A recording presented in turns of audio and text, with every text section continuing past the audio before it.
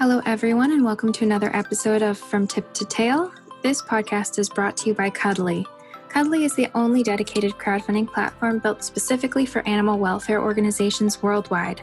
My name is Bridget. And I'm Sydney. Here on From Tip to Tail, we are bringing you raw, unscripted stories from animal welfare leaders. Together, we'll dive into the work that they do, the struggles they face, and the lives that are saved along the way. We'd love to hear from you, so if you rate us or leave a review on Apple Podcasts, we will be happy to send you a Cuddly shirt. We have two styles. One is Cuddly AF. The other is Saving Animals is Kind of My Thing. So just leave us a quick note and we'll be happy to send one over. Today, we're going to be talking to John from IPittytheBull, which is an organization that is dedicated to providing education about responsible pet ownership, the benefits of spay and neuter, and improving communication between dog and human. So let's get started.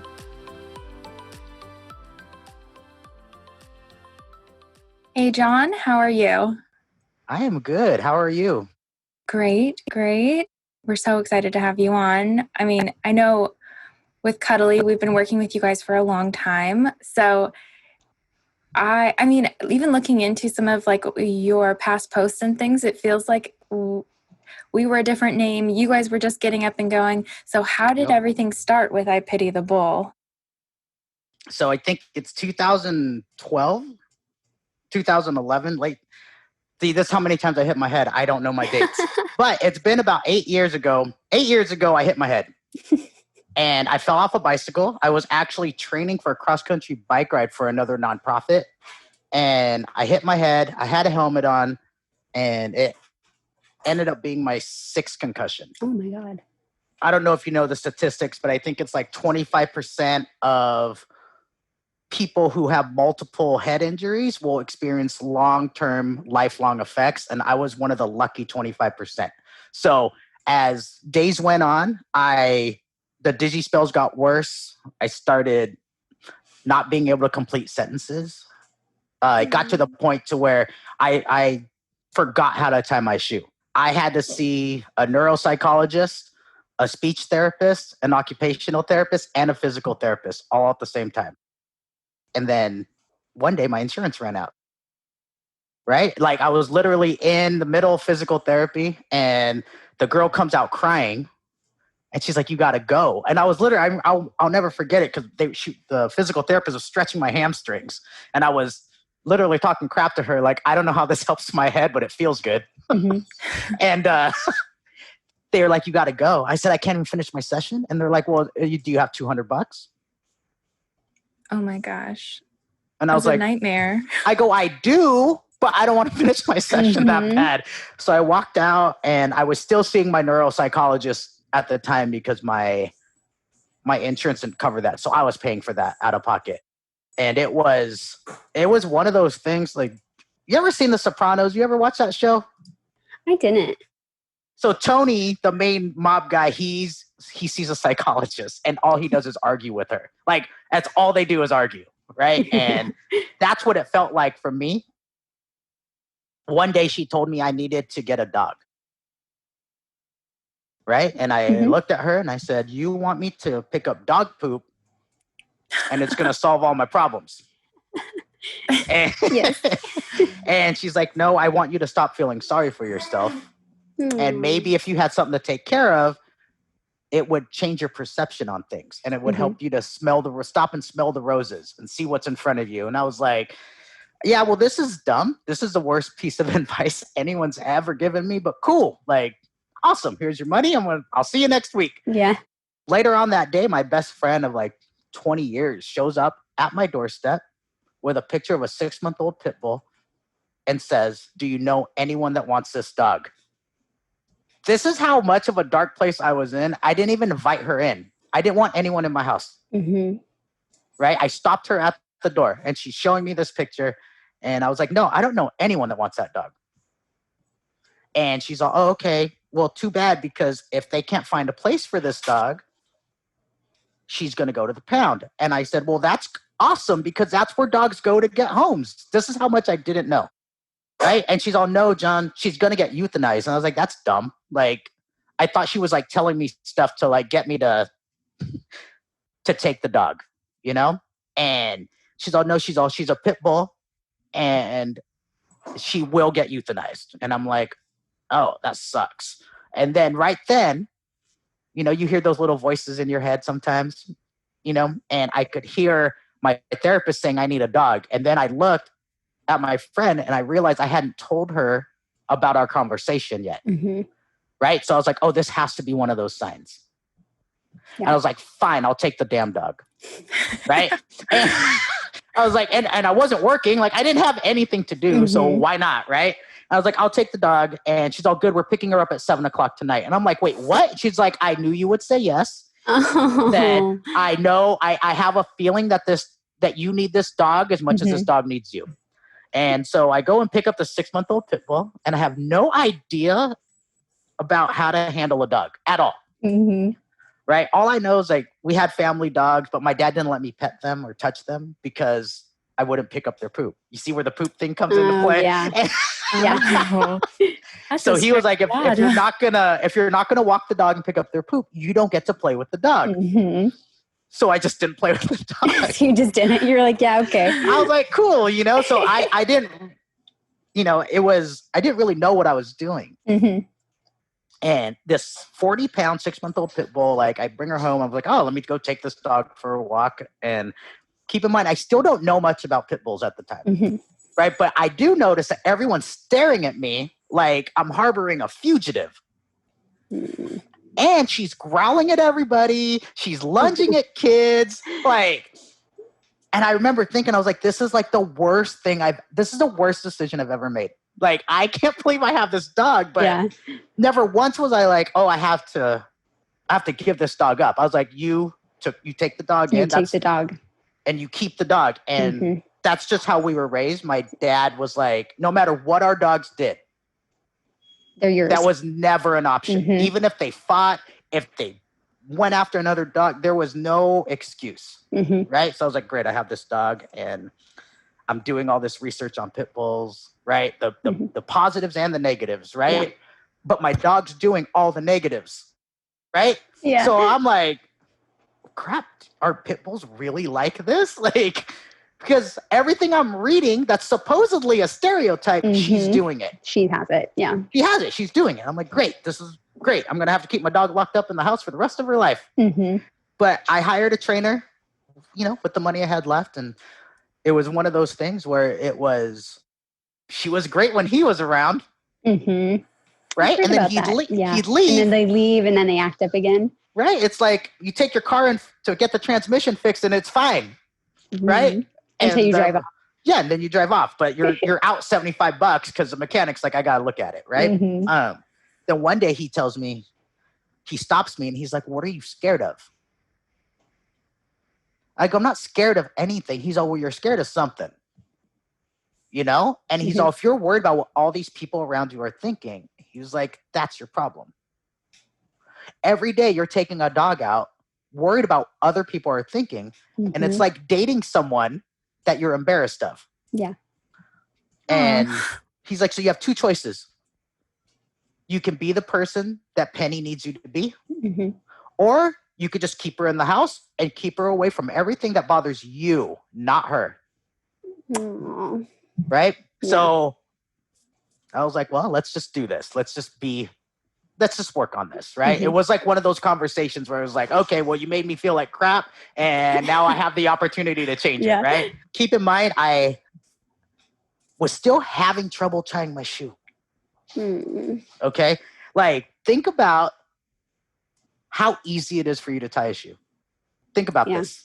You don't even think about it. It takes you, what, 5 seconds? Not, Right? And it was taking me anywhere between 3 to 5 minutes. And I remember one day I was just having all these problems tying my shoe. Like it seemed extra. And I think because it was like, I have to walk the dog. You know? And I was like, oh my God, I can't tie my effing shoe. Right? And I was like, just tie the damn shoe. And I remember looking up at her and she was just sitting there. Like, it's all good. Like just take your time. Take your time. Like, we got the rest of our lives. Like, just, right? And I remember I took a deep breath, I tied my shoe, and I walked the dog. And we walked every day. And I just kept practicing every day. And I kept ignoring all the things, all the stares and all the things people would say to me. And all of a sudden, and I say all of a sudden because it took like 6 months, but all of a sudden, my dog was no longer that dog that I got 6 months ago, right? And keep in mind, I'm still not working. And I'm living with roommates that are just sucking the life out of me, right? But they're paying, they're helping me pay the bills and stuff, right? I was like, I need to get out of the house. So what would I do for free, right? That I wouldn't mind doing the rest of my life. And I looked at Penny. I was like, I'm going to walk dogs. Yeah. I'm going to find a shelter or a rescue that wants me to let me walk their dogs, right? And so there was a rescue out in Chino Hills, Priceless Pets. And I was like, oh, that's close, but I couldn't drive. That's another thing. I couldn't drive for a year and a half, right? So I found someone to take me there, and I filled out an adoption application, and they told me that, they saw that I had a pit bull. So guess what I got to walk? All the pit bulls. Pit bulls. Right? And and it's crazy because the stereotypes perpetuate everywhere. Even people that don't necessarily believe them, right? And so the pit bulls weren't getting walked because they were big and they were excitable. Right? And so they just weren't getting walked by many people. Right? Especially if your volunteers are a little bit older or whatever. So I'm walking all these dogs, and I still didn't really know what I was doing, but I was getting them out, and it was cool. I would get on Facebook, and I just started writing about how the dogs were helping me through my concussion. Right? I was just writing about it. And for whatever reason, it was getting a lot of traction. Yeah. Right? And one day my buddy calls me, and he's all, you should start a blog. And I was like, yeah, I don't have time for that. But you write every day. Yeah, that's what he told me. He's all, first of all, he's like, you're working. doing it already. He's like, And just put it somewhere. Exactly, right? And he's like, you're already doing it, but it's on someone else's platform. Yeah. Right? He's all, just do it. He's all, I'll do your website. Oh, that's so sweet. And I remember, I've known this guy for 20 plus years. I didn't know he could do websites.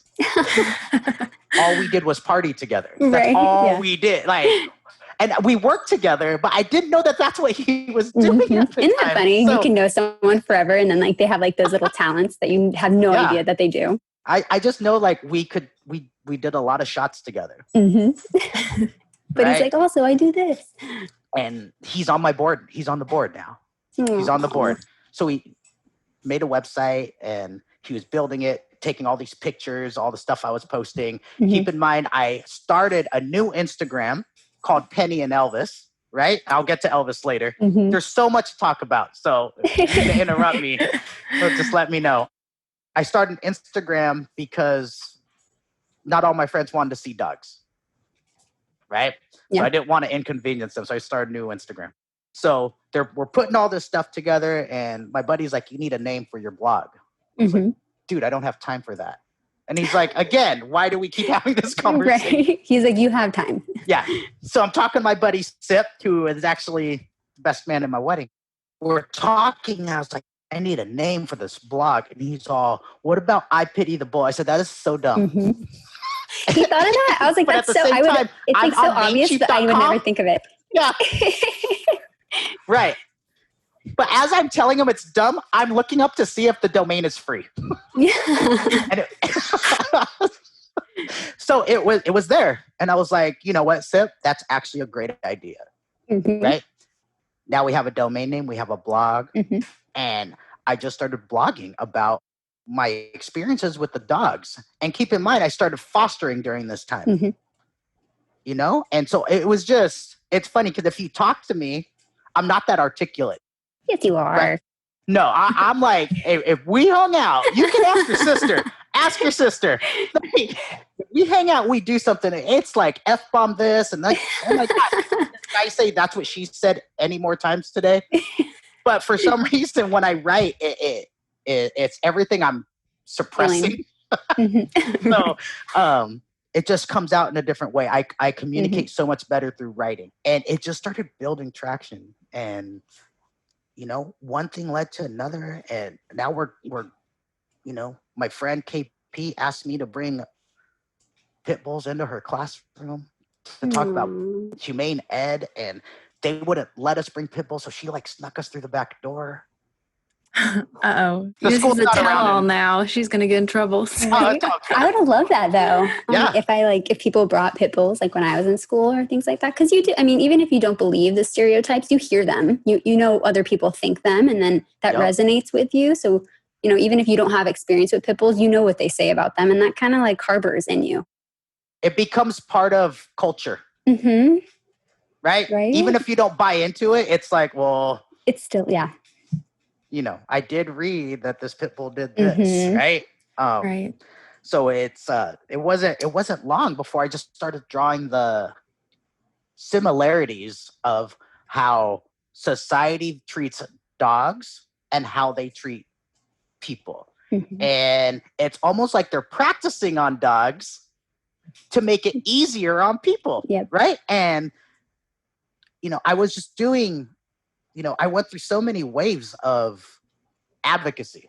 I was the mad advocate, right? I went from being the mad advocate where, like, if you looked at my dog wrong, I was like, what's your problem, right? Not knowing, hey, maybe they had dog allergies. Who knows, right?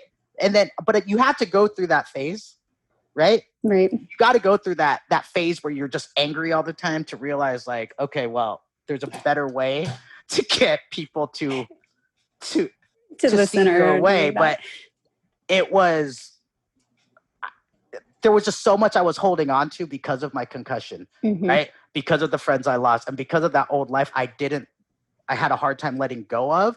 My anger was coming out through my advocacy.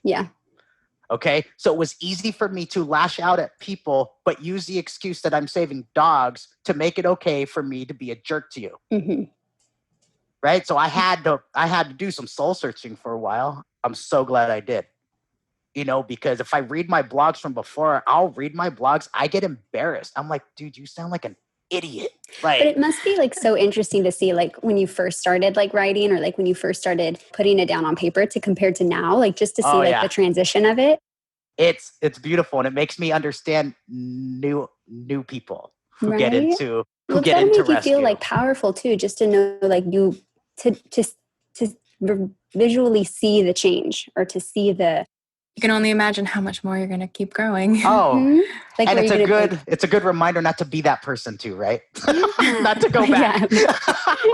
I used to slam owners for giving up their ducks. Like, it was not even funny. It was like, but I had to get angry about. Oh, well, and then when people are commenting and they have your back, you're like, oh yeah, it's like mob mentality. Yeah, we're like, let's do this, right? So, absolutely. I realized I just had to change it because at that time I was angry. I was only showing what my dogs were doing good. Okay, I was just showing, and I didn't know I was indirectly making people feel bad about their dogs.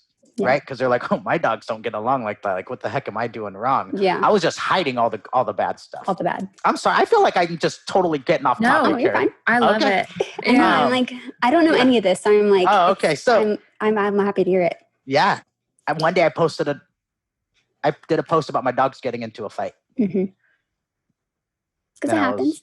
It happens. It happens to all of us. And, I remember being really nervous about it because I was like, crap, man, like all these BSL and anti-pitbull pages are going to be like, see, I told you so. Right. But I did it because for whatever reason, I had to let it out because I got so tired of hiding it. And I think that was one of the turning points of our organization. Right? By now, I've changed Penny and Elvis to IPittytheBull. Right? That was the first step to us being fully transparent with everything we do. Right. Just the honesty of it. It was so scary. It was the scariest thing. Now I'm just like, hey, dogs got in a fight. Big deal. Let's move on. Well, that had to be like probably so eye-opening too to all your followers. Like just like almost like a weight off their shoulders. Like, like, oh, that happens to my dog too. Like, I can't believe like if that happens to him, it must, be normal or it must be okay. You know, it's something that's normal. It is completely normal. It's like the selfie you post. There's 100 other pictures before that one. Before you're like, yeah, this one works. This one's fine. right? But no one shows you the other 100. Right. Okay. Yeah. And you don't have to. It's fine. But what you're posting is what you feel, that you feel good about yourself. This is good. This is what I want. This is whatever. But I feel like in our case, it's more of a, we're advocating not just for dogs, but for people. And we want people to be honest and we want people to be kind. And it's hard to be kind if you're not honest. Yeah. Right. And so it's like, I don't know. It's just kind of taken off. I can't believe it's been 8 years. I can't believe, I've taken a 6-month-old pit bull and I just, it gives birth to this whole organization, and then the first dog I ever foster is the only dog I've never had to train. Mm-hmm. Right. So Elvis is just like, Elvis is the equivalent of, you ever seen Step Brothers? Yes. Remember when they're like, you like John Stamos? I like John Stamos. That was me and Elvis. Like, did we just become best friends? Like, we totally just became best friends. That's funny. Like, he's like my dude, But it just started by starting. Yeah. Right? I just wanted to do something, instead of feel sorry for myself because poor John hit his head a bunch of times. Yeah, it sucks, but like, I can't imagine if I did not take in Penny where I would be right now. Where would you be now? Yeah. I don't know. Like, I just don't know. It sounds like so many people came together for that to happen too. It's like the universe was like, he's getting a dog. I'm going to make you show up at his doorstep. I'm going to make you. I know, like shout out to those friends. They're like, I know what John needs. Even if he doesn't want this, he's having it. Well, I remember even Elvis, my buddy, my best friend, Sippy, the guy that gave me the idea for the name. I took in Elvis as a foster. So you're going to keep that dog. I said, man, I'm not going to keep that damn dog. He's like, no, you're going to end up keeping that dog. I said, I don't even want this dog. The only reason I fostered Elvis is because everyone thought he had ringworm. Of course. Oh, and I was like, fine, I'll just take the dog. Right. And, I kept that dog. Yeah. And then I kept more dogs. And then I met Bree. And then we kept more dogs. Now, fast forward 8 years later, I Pity the Bull is a full functioning humane education organization that also rescues dogs. We're an all breed rescue that has an emphasis on pit bulls and education. If you would have told me 10 years ago this would be my life, I would have bet against it. Absolutely. Everything I own. That's so funny too, because I feel like we've spoken with enough rescuers at this point. I feel like there are like 2 ways to come to rescue. There's one of like, I'm born this way. I woke up when I was 5 years old and I rescued a bird and this is what I've been doing the rest of my life. And then there are these other people who are like, nope, this dog convinced me to join rescue. Yeah. Yeah. I was, before my concussion, I was a account manager at a tool company. I didn't even know how to use the tools. I didn't even know. Like, I would just see construction dudes. I'll be like, hey, have you seen this new saw? And they're like, no. And I was like, you should try it. You should try it. I don't know what it does, but you're like, it cuts pretty. It cuts stuff. I don't know. Right. And I just partied all the time. Like, everything I did was just party. But it wasn't just a party. I just love getting people together. Right. And getting people together who didn't even get along for the sake of having a good time. For the sake of, Well, I mean, and that's so obvious in like your social following too. I mean, you've built this great community of people that come together. And I mean, you've become such a big resource, I think, for so many people and source of inspiration, I'm sure, as well. I mean, even I know you probably were saving this for later, but I know Sydney's been working with you to, to kind of iron out some training. I did. Yeah. I told her, I was like, and I have problems with my dog. I called John. Yeah. We should, I love Cuddly so much. Like, when all this gets lifted, I would love to just come in and do a class for all of Cuddly to explain dog. Oh my gosh. Yes. That sounds amazing. I would love to do that just because, like, Sam hit me up. She was like it was the universe sending people to me at a time when I needed them the most. I just didn't know where to get the help from. Mm-hmm. And then Sam descended like a damn angel from the rescue heavens and was like, "Hey, I'm Sam. You need help with anything?" I was like, "How does she know?" You're like, you read my mind. So yeah, I mean, I would love to do that for you, That for would be everyone Sounds there. amazing. That way, maybe there are some of you that are afraid to bring your dogs into work, and maybe if I explain something, you can. Mm-hmm. Totally. And I think when you come at it too from like a point of like, at some point you didn't know anything either. And so now you know how to like relay that to Yeah. people of like, hey, this makes sense because of A, B, and C. And it's like mind blowing. It's like Yeah. that when you get down to like that simple explanation of like, your dog is feeling this way, so you have to do this in order to make a better walking experience or whatever else it is. Yeah, it comes from such like a kind approach, because I feel like with like training or things like that, when you meet trainers or even like rescues who know so much about animals, it's a little intimidating because you're like, I don't really know anything. You probably know everything. So like just knowing like, hey, like at one point in time, I didn't know anything. I was just like you, like, that change and that growth is possible. It just requires a little bit of work. It's all communication. I tell, I have my own dog training company too, outside of the rescue. And I tell people all the time, I'm like, I'm going to teach your dog how to dance. Now I have to teach you how to dance. And now I have to teach you two how to dance together. Like, that's a lot of work. And if you don't want to do that, that's fine. But just don't get mad at your dog. Right. So, but yeah, when all this is said and done, like let's do something. I would love to do that.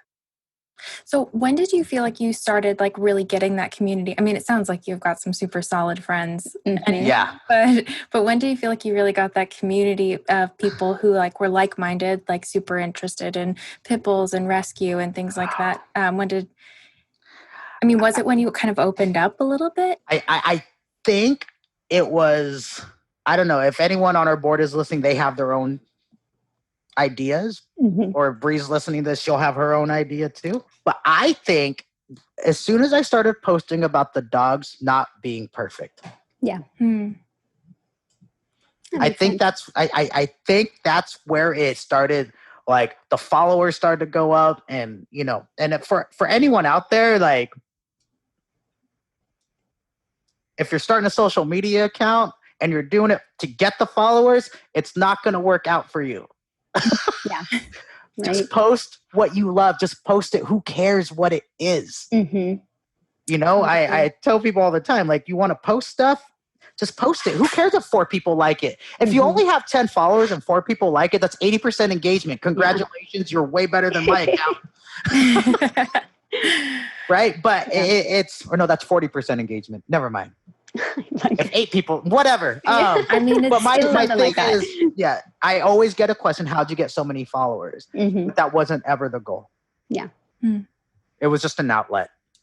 Right? And so just tell your truth, and whatever your truth is, right? And just put it out there. I mean, we get invited to do not only kids things now, we do adult, like the teachers, adult classes, workplaces, and all that, because it's all the same. It's all communication. Our rescue goes way beyond spay and neuter. Right? It goes way beyond that, even though that's part of it. So I think that was the turning point, was just being honest. Right. Just being honest about everything. Right? And it's okay if you mess up. I love that, because it sounds like it's not even just like you're saving dogs, like, and that's great. That's wonderful. But it sounds like you're also like almost doing like this therapy work of like, hey, let's work on you. Right. It's not just your dog that needs to get trained. It'll work out. Yeah. I mean, hey, I'm a work in progress, and Bree still decided to marry me. So congratulations, by the way. That's I know. So exciting. Thank you. We are getting married during a pandemic year. Oh my gosh. You're daredevils. Right? I know, right? If you ask her, though, it's my fault. I should have proposed earlier. This wouldn't be happening. She's like, this is all your fault. Yeah. We could have had this done in 2019. Right? But yeah, Everything I do is revolved around dogs. I'm great with dogs, but I love people. Yeah. I love being around people. I love that. And so dogs is, instead of like, hey, free shots for everyone, it's, hey, let me teach you about your dog. I love that. Because, there's those people who like go into rescue and they're like, I'm in rescue because I don't like people and I just like dogs. And it's like, you kind of have to have one without the other. You got to have people. Elvis isn't looking at Pet Finder right now. I guarantee you. Yeah. Right? He's not like, hey, Dad, I'm going to go catch an Uber and go to the shelter and see if any dog fits our family. Yeah. Right? Like, if you want to be a successful rescue, you got to have a connection with people. And if you don't, you better find someone that does. Well, so did I mention I love cuddly? Have I mentioned? Well, we love you. Yeah. Like, you have no idea. You have no idea. That's so kind. I mean, we're such a fan of you guys. I mean, you and you guys. It's so funny because like when you're having like a hard day and you're like, oh, am I doing the right thing? For some reason, like in the back of my head, sometimes I'm like, you know what? John, I pity the bull. He loves us. We're doing something good. Yeah, I advocate for cuddly all the time. I'm always like, oh, you need to raise money for something? You want to make life a little easier on you? No, I think for me, I'm great at raising money for other people. Mm-hmm. But for some reason, when it comes to me personally, I feel all this pressure. Yeah. Right? You're like too close to it. Yeah, but cuddly will do it. We'll do it for you. And then it feels like I'm just sharing Cuddly's fundraiser, and it's great, So, but yeah, I really do. I appreciate everything, that you guys have done for us, because you're part of the growth too. You're part of this growth. I mean, I feel like it's so easy to get behind someone like you. Like I was just looking at your post, I got like a teary-eyed about Penny, about how like she helped you, and then now 8 years later, it's like a reverse situation where you're sitting there and you're like, take your time getting up the stairs, and it was just like, oh my gosh, that's everything. See, I don't talk like that. I only write like that. But thank you. I appreciate that. It was so eloquent, and it's just like, man, I would love a person to look at me that way. Right? Like, you're fine. It's going to be okay. Take a deep breath. Yeah, it's sometimes you just got to stop and slow down, Definitely. Absolutely. Well, so we've kind of talked a little bit about like some of the stigmas of pit bulls, and I think, they're all too obvious with, what they are in general. Yeah. So, but you're working like a little bit in training, you're definitely working in rescue. So from your experience, would you say that like a rescue pit bull is a good family dog? It's energy. It's like dating. Mm-hmm. So if you have a type, there's nothing wrong with having a type. Okay? Yeah. But you gotta find the type with the matching energy. Mm-hmm. So I tell people all the time, if you're a marathon runner, maybe you shouldn't get a corgi. Yeah. Because that corgi's gonna disappoint you every single day. Mm-hmm. Right? Unless the corgi's not gonna get to run with you. Yeah. Right? So for me, it's just matching energy. So if you want to pity, you got to find a dog whose energy level is just below yours. That way you're always providing, right? Neediness is it's another word. It's a mean word to give to someone when you just can't provide their needs. Yeah. Well, and you have to be, I think, realistic with yourself too. It's like, I think all of us have like this like expectation versus reality. Like, this is who I am. And it's like, but is that really who you are? No. It's like in my mind, I'm like, oh, I'm going to do this gladiator run. That looks so cool. But I don't even have the energy to sign up online. Yeah. So I think you just have to be honest with yourself and like really just look at the dog, and if the energies match, behavior becomes whatever. Yeah. Because there's behaviors in dogs that are like, oh, I can't deal with that. But then there's other people that are like, that's not that big of a deal for me. Right? So it's matching energies. It's not really about the experience with the breed, right? Or, whatever. I train dogs. I don't want every dog. Right? There's certain dogs that just fit my lifestyle. Those are the dogs I'm like, you. Right? Yeah. But if you match the energies, if a pit bull type dog is what you want, find one that fits in with your family. Mhm. Don't get one that you feel sorry for. Yeah. I don't want anyone dating me because they feel bad for me. Sorry. It's horrible. Right? They're like, well, why are you with that guy? Oh, well, you know, he was just like single for a long time. He's got some issues, but you know, I saved him. It's fine. He saved him. So I think it's just, without answering it directly, like, yeah, I want everyone to rescue all the pit bulls, but hey, I also want it to match, not just for the dog, but for the people too. Yeah. Like, I think the statistic is your average, before pandemic, your average person spends 6 hours buying a car. Okay? Yeah. That's the people who take a week, right? Yeah. And then there's the people who come with a suitcase full of cash and like, I want this car. So if you average it out, it averages out to 6 hours to buy an inanimate object. People see a dog that's cute, I want it. Yeah. Right? I'll do research later. I don't understand that. Right? But when you're buying a car, you look at gas mileage, you look at all these things. Right. Because you want the car to fit your lifestyle. Right? And even when you buy a car based off 90% of your life, not the 10% that you think you're going to do. I wanted a Jeep Wrangler so bad, but what the heck would I do with it? Right. Right? So I think if you have a type of dog that you want, take your time and find the dog whose energy is just below yours and makes you feel happy, not one that makes you feel sad. Yeah. Because it's just not going to work out that way. And you're going to spend a lot of money on training, which is, it's okay if you do. Right? But if the energies match, it just becomes an easier transition. No, that's such a good answer too, because I think you may assume, like, right off the bat that, like, since you're a pit bull guy, you'd be like, everyone needs a pit bull. You want a pit bull? I can get you one. Like let's go. You're like a pit bull salesman. It's like, you need two. Like, come on. Right. You need two. You need this. But yeah, they are strong. Right? Right. Yeah. They're strong. And, you know, to go back on the stereotypes, yeah, they're, you know, people see them as fighting dogs. Right? Yeah. But at the same time, you know, they're being forced into a situation. Okay. Like, it's like my buddy Stefan always says, like, if you want to be an MMA fighter or a boxer, like, you choose to do that. You're like, oh, I'm going to train. The dogs don't get to choose to do that, but they do it for you anyway. Because they love you so much. They love their humans so much that they will fight one of their own and kill them for you. So if you take that same loyalty and put it somewhere else, they'll do that for you.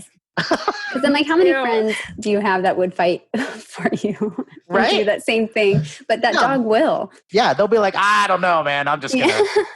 I'm busy. You probably Saturday. shouldn't have said that. Yeah. Yeah. Yeah. So I do have a soft spot for the pitties, but you know, I mean, they're not for everyone. Yeah. You know, but if you want to take the time, I'm sure you can find one that'll fit your lifestyle. Yeah. So there's my answer. Definitely. That's my long ass. Such a good answer. No, I love it. It's a good answer. Well, so you've been rescuing a lot of dogs. I know we see a fair amount of them. Yes. So is there some story that, like, you feel like super resonates with you? Shoot. I know it's hard to narrow it down. No, I mean, right now there's Cody. Oh, Cody. Cody's so cute. There's Cody, who we spent 45 minutes in the parking lot in LA County Shelter trying to get him in a car. Oh, Cody. Right? He almost brought himself to the point of heat stroke. He tried to chew through 3 leashes. Right? And every time we got close to putting him in the car, someone would park their car and slam their car door because, you know, that's what people do in parking lots. Yep. And it would freak him out all over again. But he's turned out to be such a great dog. Right? Even though he is still scared of everything, he trusts more.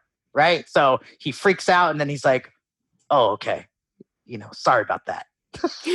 Right? And every day I'm like, don't be sorry, man. It's all good.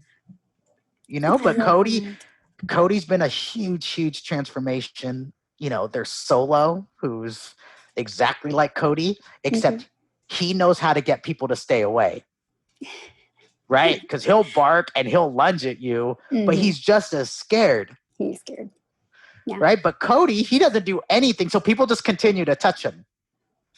Right? Or they will, because they're like, oh, it's okay. Yeah. And I'm like, that is not okay. So, there's Cody, there's Solo, there's, man, there's so many. There's the dogs there's Stella. Right? Stella just, her parents dropped her off here for the weekend. And I remember that dog, she was scared of everything. She was just like Cody. And now she loves everyone. Isn't it amazing? It's like, gosh, she's like weighs 3 times as much as when we found her. She's just a little wiggle butt, and she loves everybody, like everyone. She's such an amazing dog, Yeah. Definitely. And then there's Mama Gladys. She was the same way, super shut down, and now she's a helper dog at the Dog Psychology Center. Like, it's just, I love, one of my favorite things about rescue is being able to help these dogs come out of their shell and then finding their family. Everyone's like, how do you let them go? But when you find the right family, that's why you let them go, because Mama G wouldn't get to do that anywhere else. Yeah. Stella is about to be helping, her mom wants to put her through therapy dog training, right? Because she does family counseling and stuff, and she wants to help Stella. Stella will help, get the kids to open up more. Aww. That's a dog that was basically crawled under a car to die. Oh, gives me chills. So it's like, how do you let them go? Because they're meant for something bigger. Yeah. Right? And we get to be like that teacher. I imagine this is how teachers feel and high school coaches, right? When their kids get D1 scholarships and stuff. Right. Like, this is how a coach must feel, Just those dogs off the list. Oh, there's Mariah, the blind dog I swore I didn't want to take, Yeah. Like, I won't forget that. I was like, yeah, that dog's great, but we can't take that dog. We don't have room. And I remember sitting in the car, started the truck, stopped the truck, went back and got the dog. Like, turn on, turn off. It sounds the more convinced you are of something, the more likely you are to flip back over. Oh, yeah. If I'm like, that's not going to happen, give it time. It's going to happen. Okay, that is true. Well, so how have things been going with quarantine then? I mean, I feel like everyone's world has kind of had to shift a bit. Even if you've been at home anyhow, like, I feel like just how you have to interact with the world has just become kind of a bizarre thing. Yeah, it was tough in the beginning, not seeing people, just wedding plans, right? Just everyday things. And it was, we have dogs just coming in and out all the time. Even though that part didn't change, it changed because the option now to do stuff was gone. Right? And you turn on, everything you read was something like so bad. It was just, right. I remember I broke down in tears to Bree like 3 or 4 weeks in, because we hadn't seen our family and friends. Yeah. And I couldn't understand why. And I felt like such a horrible parent because the kids were here all the time. And I was like, I don't know how to do this. Right? But then I have to shut it off and then go work with the dogs and try not to carry over that guilt and that insecurity I was feeling with the dogs. And then, it's been tough, but we just take it one day at a time. But I do feel like for a majority of pet owners, especially, your dog, I think we talked about this, and your dog doesn't have Netflix. Your dog doesn't get to watch anything else but you, right? So now your dog's like, well, why are you here? And why are you so worried? What is going on? Right? So your dog's following you around the house because they're worried about you. Yep. And so dogs are acting out of character because the humans right now, our minds are everywhere. Yeah. Right? And the dog just staring at us. It's like, you ever driven somewhere and not known how you got there? Yes. right? You're in the parking lot at Target. You're like, how do I even get here? Mm-hmm. Right? Because you're thinking of everything else. And somehow you've managed to stop at every stoplight. Right. I always wonder that. Like sometimes I blank out and I'm like, please tell me I did not go past that red light. Did I see green? But you're like on autopilot. You're on autopilot. But you know who notices? Your dog notices. Mm-hmm. I see everything. Right. So it's the pandemic. Personally, we get through it. We've had some breakdowns and, it's been scary. It's been frustrating. We've been upset. It's been right. And then you try to rationalize it by saying things like, oh, it could always be worse. But it's like the worst thing you can say. Right. Because it devalues how you're feeling. How you're feeling. Yeah. And yeah, it could be worse, but it doesn't mean you're not allowed to be sad about it. Mm-hmm. Totally. It's true. I know. I feel like so many of us who are like, I don't know what I'm supposed to be doing. I feel like I'm failing. And it's like, well, yeah, but of course you don't know what you're supposed to be doing. Like, you've never done this before. Like, yeah, like I remember calling my parents. I'm like, I don't know what to do about the kids. They're always here. My dad was like, yeah, I don't know either. We never saw you that much. oh, no. Right? They were like, we've never been through a pandemic. So I don't know. I have no advice for you, but be patient. Yeah. Just, I don't know. There's no rule book when it comes to a time like this. There's no. You know. Yeah, we've made it through. But I know everyone has their own struggle. So I think, anyone's listening out there, like whatever you're struggling with, struggle. It's okay. Mm-hmm. Right? Well, so how many kids do you have? Do you have two? Two. Do they like walk dogs or participate in the rescue at all? Or so Jaden, our 11-year-old, she's really good with the dogs. Aww. She just has a hard time waking up in the morning. Of course. Right, but she's naturally really good with the dogs. Like everyone's like, and I think part of that is because she only got taught one way, which is most people. You get taught a certain way, and that's just how it becomes how you do it. So she was, I met Jada when she was 5 or 6, right? So, and I started dating her mom when she was about 6. So she got to see how a certain way to walk a dog. Yeah. Right. So, and she already kind of walks like she owns the place. Right. So it's like, and she likes to like, be in charge of everything. So like, why, like that attitude just naturally comes across natural. So she'll put a leash on a dog and the dog just starts to follow her. Like it's just, right. She does have their struggles, but overall, like she's way better than I was at that age. Well, she has you to watch. She's watching you. Well, thank you. Now my son, like, on the other hand, my son is good with dogs because he doesn't care that they're there. Because they're just like, whatever. He's into the puppies, but like, if there's dogs around, he's like, oh, a dog. And then he's like, oh, let me go be Spider-Man on this wall. Like, but you see that's good too, because he's not overly interested. And even if he grows up and doesn't want anything to do with dogs, he's going to be great with them because he's not impressed by them. They both have their different ways, but they're both, they're just going to grow up and this is going to be normal for them. They're going to go to their friend's house and they're like, you only have one dog? Like, what's wrong with you? Why do you only have one dog? Like, yeah, I can't imagine them not wanting dogs when they get older. They'd be like, well, it's not a complete house. Where's the dog? Yeah, it's I can't imagine us. We have 8 of our own. Oh my gosh. Oh my gosh. I was going to 8 ask personal how many you pets? 8 personal pets. Are you fostering too? Yes, and we have the board and trains. Oh my gosh. Wow.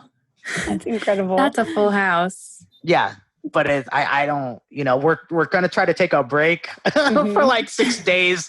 I love that I did air quotes. It's not even going to show up on a podcast, but I think you could hear it in your tone. Right? Yeah. Oh, okay. But I mean, a break for us will be still like, we still have our 8 dogs, So, but yeah, I mean, Tiny Diamond's barely a dog. Oh, the little one. She's, That's the little one, right? Oh my God, I like, that dog has me wrapped around her little, like. It's always the little ones with like the big guys, Yeah, she's just so confident. she's just so confident. Like, I'm just like, I just love you and your little smushed face and your stupid little Grinch feet. Like, Speaking I have of which, to, yeah. well, no, I mean, I just Oh, saw Sydney's dog just like, I think heard that and was like, I'm cute too. Like, yeah, I know, like, he like hello. ran over. He's licking my leg now. He's like, I'm here, Mom. "See? I'm here. I may not have a smush face, but I'm still I cute." know. Right? I swear, he can always hear when I'm giving like, even like praising another dog verbally. He like has to insert himself. It's your energy, Sid. He's like, you are talking about another dog? Yeah, it must be me. You must want me to go over there. I know. Oh, man. Well, so I know you're always posting like a bunch of products that you use all over your site. Oh, yeah. And I know, like, I mean, some of your stuff, I mean, we're big fans of too. I mean, we love like, I won't get into it, but like some of the skin soothers and things like that. The topicals. So Yes. I'm wondering, like, so as a pet parent, I know there's like so many things you need, obviously, like crates and all these things. But what would you say, like, as add-on products, what would be like 3 things that you think that a pet parent should have? A crate, patience, Always patience. and a reality check. Oh, no. I'm sorry, that totally didn't answer. Okay, No, question. yeah. But I mean, look, I That's say this valid. all the time. Look, Right. the pet industry is a multi-billion-dollar a year Right. industry Yeah, it is. based on human emotion. Mm-hmm.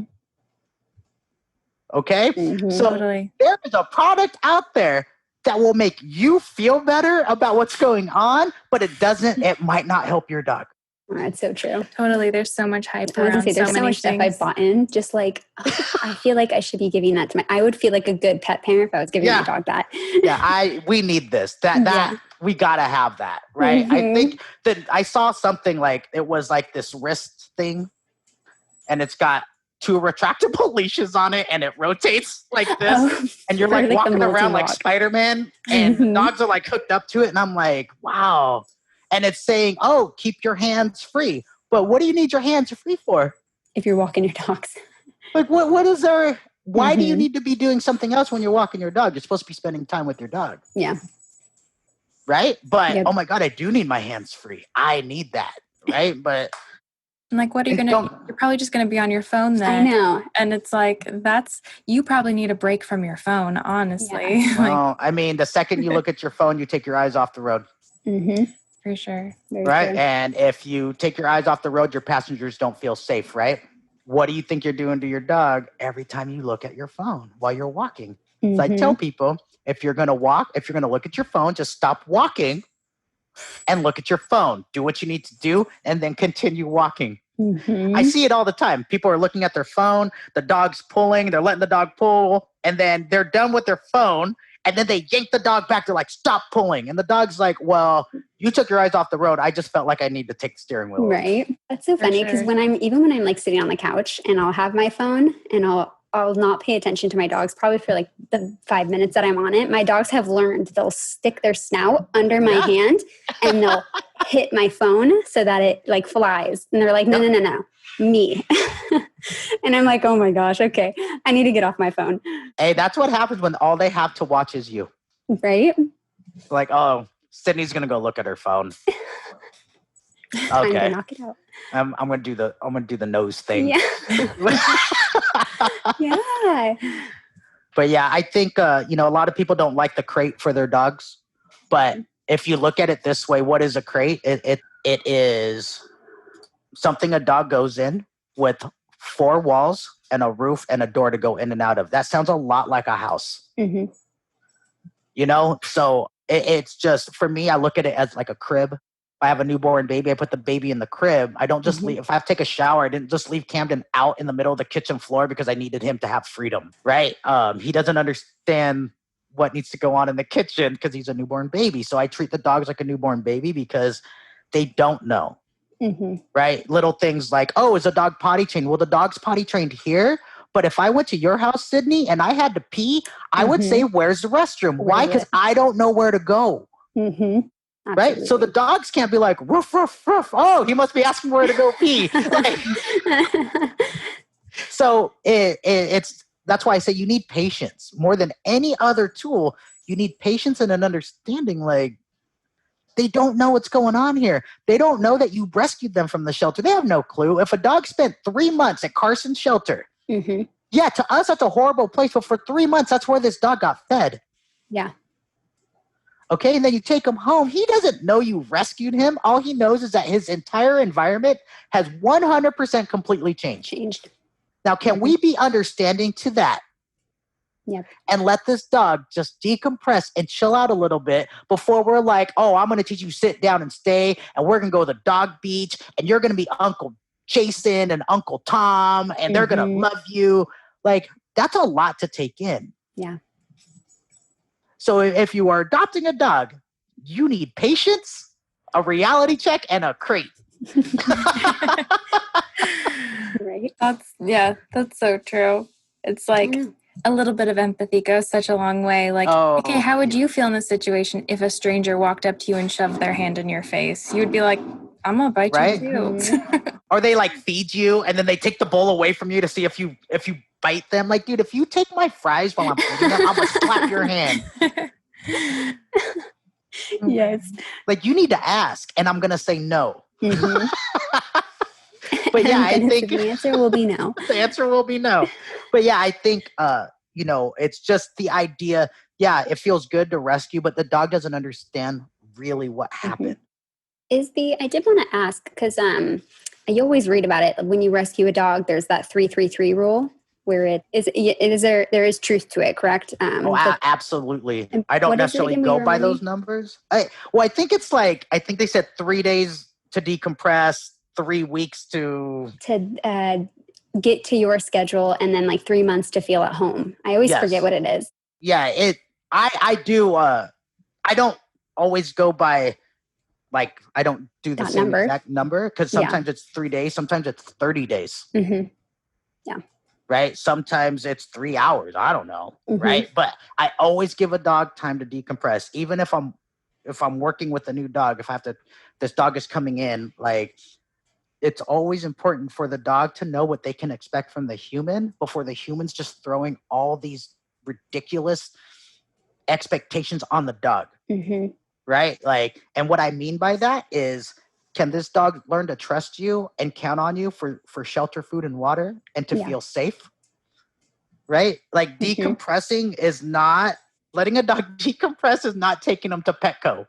Like, that's not decompressing. It's a nice way of saying, leave the freaking dog alone. Yeah. Feed the dog, give the dog water, and give the dog a safe place to just exhale and just chill out. It's like that movie, Castaway. You seen that movie? Remember when Tom Hanks got rescued and he was in that super plush hotel room with all the lobster and all that stuff, and I think he like slept on the floor or something like that? It's the same thing. Yeah. Like, he needed time to decompress. And if you fast forward into the movie, later on, he's living at a house, like right? But in that moment, he just needed time, because living on that island with Wilson was normal. So you need the adjustment period. You need the adjustment period. And I think sometimes we're just so in a hurry to show, like, all the cool stuff that can happen, but it's the same thing, I see movies and I correlate it to dog behavior all the time. But there's that movie with Mark Wahlberg where they adopt the kids. With what? Huh? I love Mark Wahlberg. Oh yeah, it's Mark Wahlberg and the girl from Bridesmaids. I do know which one I don't know the name of it, but they adopt the brother and the sister from the foster care, and then it's about them adjusting and trying to get them to be a family, or adjusting to the life. Yeah, it's a great movie. It's such a good movie, but they spoil the kids with all of these material things, and the kids have never had those things, so they don't appreciate them. Yeah. Right? The way that the adopted parents want them to, and so they get their feelings hurt. Now they take it personal. Right? But the kid never asked for that stuff. And that movie's really great, because I remember they went to a meeting and Mark Wahlberg was like, "Can we just call them rescue kids?" I need to watch it. I think I saw like a tiny part of it. Yeah. But I love anything with Mark Wahlberg. So yeah, maybe that's it's a on good my list movie. today. We've watched it multiple times. You should watch it because it's the parallels of what we do in rescue is not too much different than the kids. I'm totally going to watch this. I've reached the end of Netflix Great. already, so I need recommendations. Well, so we've got a couple of fun questions. Yeah. But I mean, Lord, you have so many pets in your I home, know. so you're going to have to pick and choose who you're That's talking okay. about. I mean, you can do them all, but it's up to you. Okay, so if your dog was president, what would be the first thing they did? Well, I would assume that would be Elvis. And the first thing Elvis would do would be bully sticks for everybody. And then he would take them all. Bored of his, he's like half chewed Yeah, through. he would be like, this was for you. I just want you to know, but I'm going to take it now. Yeah. So it's not that counts though, right? Yeah, it's just, But yeah, that would be Elvis in a nutshell. Okay, so I'm actually super interested in this question for you. Oh my God, Okay. I love this one. So what is the naughtiest thing your pet has ever done? Oh, geez Louise. And when I say your pet, let's just broaden that. So it's like all your rescues too. Yeah, okay, so there... Let's see, there's Wally. We had a Beagle Basset named Wally. Okay, he was like 13 years old when we took him in. He supposedly had 2 busted ACLs, but this dog, if you left him alone, he would always be in the trash. And it would be all over the place. And it was like all the other dogs would be in the room and they'd all be on the couch. I'd walk in the room, they'd look at me like, I swear it wasn't me. Like, I swear, like we actually caught Wally stuck in the trash can. I have a picture of it. Like his head is stuck in the trash can and you just see him like bottomed out, but he's having the best time. And then we look by his bed and there's like an empty ice cream container and there's like all this stuff. Like it was just what he did. You're like, we've already fed you. We've given you all these toys and still you pick the trash. I love it so much that the other dogs are on the couch because I feel like when one dog does something naughty, the others are like, I had nothing to do with this. This was all them. I actually have a video of it. I'll have to find it. And I put I layered it to the song It Wasn't Me by Shaggy. Oh my gosh. Yes. So if you find that, please send that so we can add that in so people can see it. I will. Junebug. Junebug's the queen of naughty. Junebug will literally take food off the counter and she's so good, she'll make no noise and she'll just take the container back to her bed. Just sneak it there. Yeah, and you will not know where the food, you will think you ate it. This is a sneaky lady. Yeah, and then you go to move a blanket and there's that container. Oh my gosh, that's so funny. The queen of like hoarding. Oh, she is like... I'm going to take it. I'm going to put it right here. Who's going to know? She won't let go of her homeless life. She still she still feels the need to scour for food when no one's... But it's okay. We love her. Oh. She gets a lot of carbs. I love that. That makes me feel like less insecure because my dogs are notorious for stealing food off counters, knowing it's bad. They still. I mean, if we were really that worried, we would have left it. We wouldn't have left it out. I know. That's. I feel like that's his mentality. Like you left that out for me. Yeah, you would have put that away if you wanted it, or at least put it somewhere where I couldn't get it. Yeah, but you made it way too easy. Does that mean you're done? Yeah. Yeah. That's what it is. Yeah. I love that too. Like Sydney's dog's like the funniest story to me is where she walks into her kitchen one day and what breed is Blue? He's the German Pointer. So So he's pretty tall, but he's just standing on the countertop in the kitchen. Like a 70-pound dog on my I have a very tiny kitchen, so my countertops are maybe 2 inches out from the wall, and he's just like posted on top of my counters. And I was like, first of all, how'd you even get up there? Second of all, why are you still there as I come through the door?